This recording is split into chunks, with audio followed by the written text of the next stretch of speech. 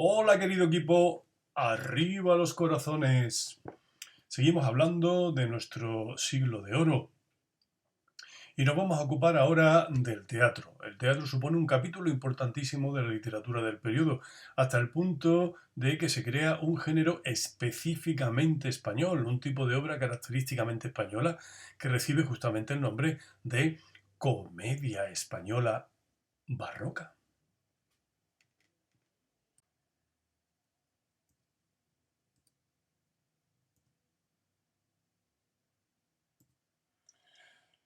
En efecto, nos ocupamos aquí del teatro del siglo de oro.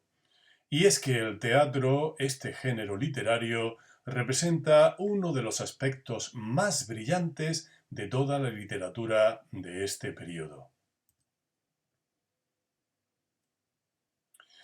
Diremos en primer lugar que se podían distinguir tres tipos de teatro, por así decirlo. Un teatro popular. Efectivamente, el teatro tuvo un enorme éxito de público, al menos cierto tipo de teatro. Decíamos que tuvo un enorme éxito de público. Ello quiere decir también que se convirtió en un gran negocio desde el punto de vista económico. Y efectivamente, un autor literario que quisiera vivir de su obra, obtener beneficios económicos de su obra, nada mejor que convertirse en un autor de comedias, como se decía entonces.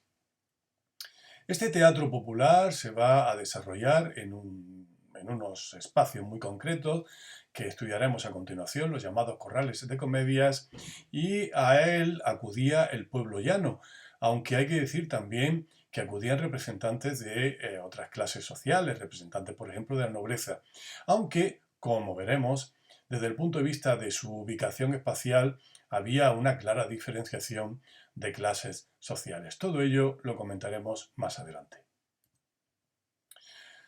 Frente a este teatro, el teatro cortesano se desarrollaba, claro está, en la corte y tenía por público a los representantes de la nobleza. Desde el punto de vista formal, era un teatro muy sofisticado, especialmente en cuanto a su puesta en escena, que en muchas ocasiones requería de una gran complejidad y, naturalmente, de un gran desembolso económico. Finalmente, señalemos que existía también un teatro de tipo religioso, los denominados autos sacramentales, que no se desarrollaban en el mismo espacio que este teatro popular, podían desarrollarse en el ámbito cortesano o bien en otros espacios más restringidos desde el punto de vista del público. Bien, pero en cualquier caso, nosotros nos vamos a ocupar fundamentalmente del teatro popular, este teatro que tuvo un enorme éxito y que desde el punto de vista formal, desde el punto de vista de la evolución del género, tuvo una gran importancia porque propició la aparición de un tipo de obra característicamente hispana.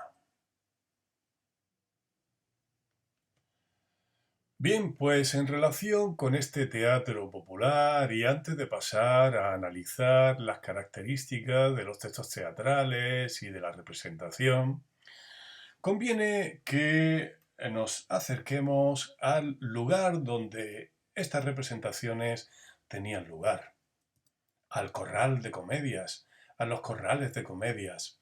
Y es que efectivamente las representaciones de este teatro popular no se desarrollaban en un teatro del tipo de los que hoy estamos acostumbrados a frecuentar, es decir, recintos cerrados, ¿verdad?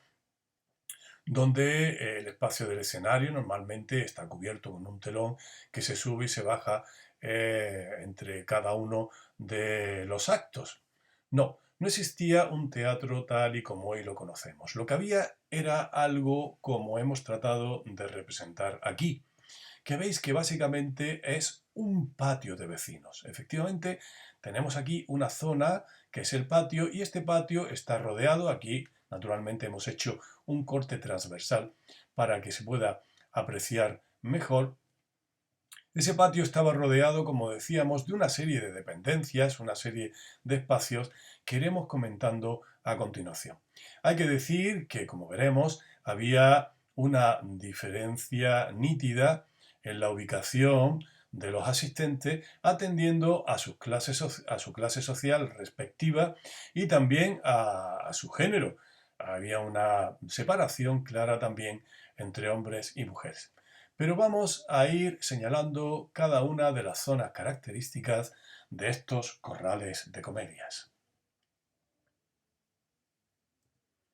Naturalmente vamos a señalar lo que no podía faltar: el escenario que se denominaba tablado y donde se desarrollaba la representación propiamente dicha. Ahí los tenéis a los actores haciendo su obra de teatro. Debajo del tablado, el escenario, solía haber lo que se denominaba foso y que hacía las veces de camerino de los hombres, donde los hombres, los actores masculinos, podían cambiarse en el curso de la representación. Normalmente el camerino de las mujeres estaba situado en la zona alta. Veis también, aunque no lo hemos señalado aquí, que en el curso de la representación también se incluían acompañamiento musical. Aquí tenéis a los músicos también con sus instrumentos. Bien, comencemos a señalar las distintas zonas donde se situaba el público. Y la primera que hemos marcado es esta zona del patio, que veis que no tiene asientos, está situado en la parte posterior. Quienes se situaban ahí eran los hombres jóvenes, los hombres solteros, que estaban de pie. Los hombres sentados, el público masculino sentado, lo hacía en la zona delantera, en los bancos de la zona delantera y en las gradas laterales. Son representantes del pueblo llano, como en general todos los representantes sociales que había, todos los ciudadanos, todas las personas que acudían a esta zona del teatro. Las mujeres se situaban aquí, en una zona que se denominaba la cazuela. Aquí hemos señalado las habitaciones, los aposentos. Estas habitaciones, aposentos, eran alquilados por nobles y familias ricas que asistían así de una manera más privada, más reservada a las representaciones.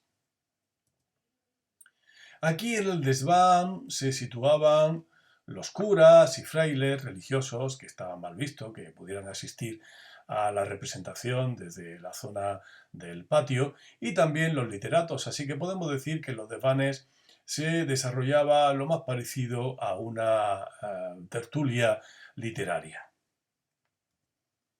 Por último, señalamos esta zona, la llamada alojería, que sería el equivalente de las actuales cafeterías. El nombre de alojería venía de una bebida que se preparaba entonces, una bebida dulce denominada aloja.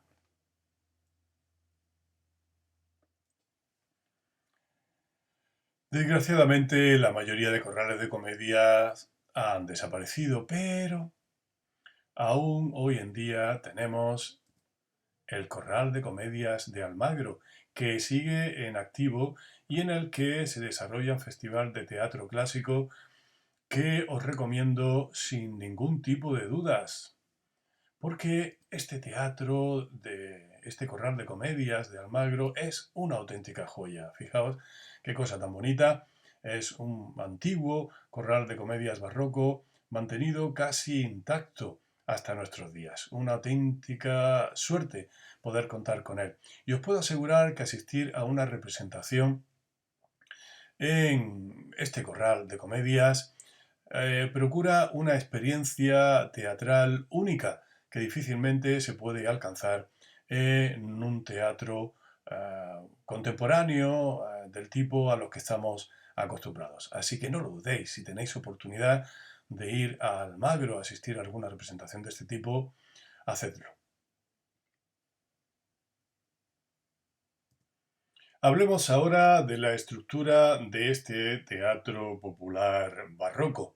Vamos a distinguir por una parte la estructura del texto de la obra, es decir, en qué parte se dividía habitualmente el texto de las obras teatrales, pero también vamos a fijarnos en la representación, en la forma de poner estas obras en escena. Bien, las obras de teatro, de este tipo de teatro popular, que como veremos se denomina habitualmente también comedia española, estaban organizadas en actos. Un primer acto en el cual, desde el punto de vista del desarrollo de la historia, desde el punto de vista del argumento, se procedía a la presentación, como por otra parte recordaréis sucede también en la presentación, en la parte de presentación de los textos narrativos, en los que pues, se presenta la situación inicial, se caracterizan inicialmente también los personajes y hay un suceso que es el que va a dar lugar al desarrollo de la peripecia posterior. Un segundo acto, que sería el destinado al nudo argumental, en el cual se desarrolla la peripecia, que se va complicando progresivamente hasta llegar a un grado de tensión máxima. Y el tercer acto, en el cual tiene lugar el desenlace de la obra. Bien, esta es la estructura característica de las comedias barrocas, del teatro barroco, pero atención, en la representación sucedía algo. Y lo que sucedía fundamentalmente es que se añadían otros elementos, además de la obra de teatro en sí, porque sí, esto de asistir a las representaciones teatrales era una auténtica fiesta. Efectivamente, se iniciaba con lo que se llamaba la loa. La loa era una pieza breve de presentación de la obra que se iba a desarrollar a continuación. Terminada la loa, se procedía a representar el primer acto de la obra. Bien, finalizado el primer acto, había una pausa. Y en esa pausa se procedía a realizar también la representación de una pequeña pieza breve de carácter cómico que se denominaba entremés. Estas piececitas breves llegaron a tener una gran importancia y de hecho hay algunos entremeses, concretamente los entremeses de, sí señor, Cervantes, que son hoy en día también muy apreciados desde el punto de vista literario. Bien terminada la representación de esta pequeña, breve pieza cómica, se continuaba con la representación de la obra y se procedía al segundo acto. Finalizado el segundo acto, ¿qué pasaba? Pues claro que sí, otra pausa. Y durante esa pausa se procedía a representar la jácara. La jácara era una pieza breve de un carácter más poético y no cómico. Aunque en muchas ocasiones esta jácara era sustituida por un baile. Bien, pues finalizada la jácara o el baile, se continuaba con la representación del tercer acto. Y cuando terminaba el tercer acto, diréis, una pausa. Bueno, no exactamente. Cuando terminaba el tercer acto, se procedía a la llamada mojiganga, que era el desfile final con el que se daba la obra por concluida.